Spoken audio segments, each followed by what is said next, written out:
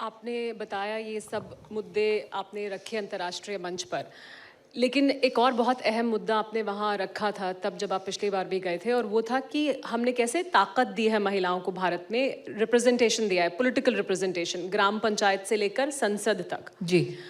और वो एक बड़ी उपलब्धि है भारत की, और उससे दुनिया ने बहुत कुछ सीखा है, उस पर एक प्रस्ताव भी पास किया गया।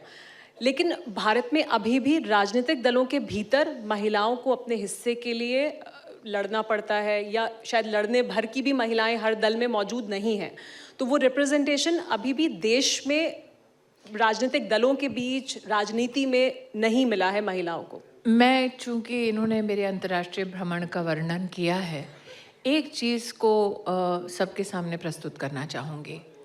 हम अपने देश की उपलब्धियों को कम गिनाते हैं, देश की चुनौतियों को विदेश जाके ज़्यादा गिनाते हैं, और स्पेशली उन मंचों पर जहाँ सरकार के प्रतिनिधि ना होकर समाज के नेता एकत्रित होते हैं।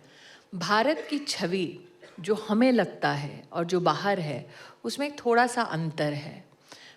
मैं आज बड़े गौरव के साथ कहती हूँ कि हमारे देश की supreme commander of arm forces एक महिला है, द्रौपदी मुर्मू जी।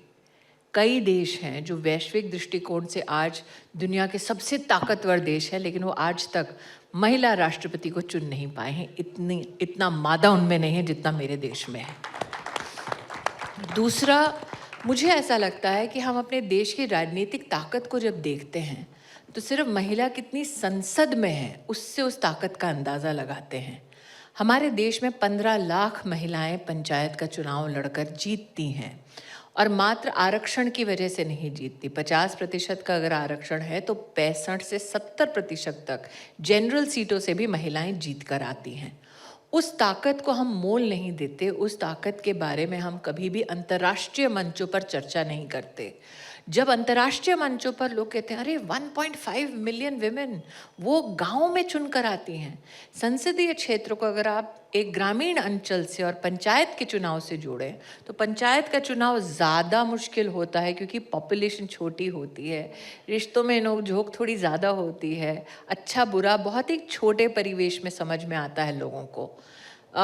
इंटरनेशनली अगर आप देखें तो ऐसी व्यवस्था जहाँ पर हर जगह पर महिलाएं अपनी जगह बना रही हैं, तो मेरा ये प्रयास रहता है कि वहाँ पर हम इन मुद्दों को रखें।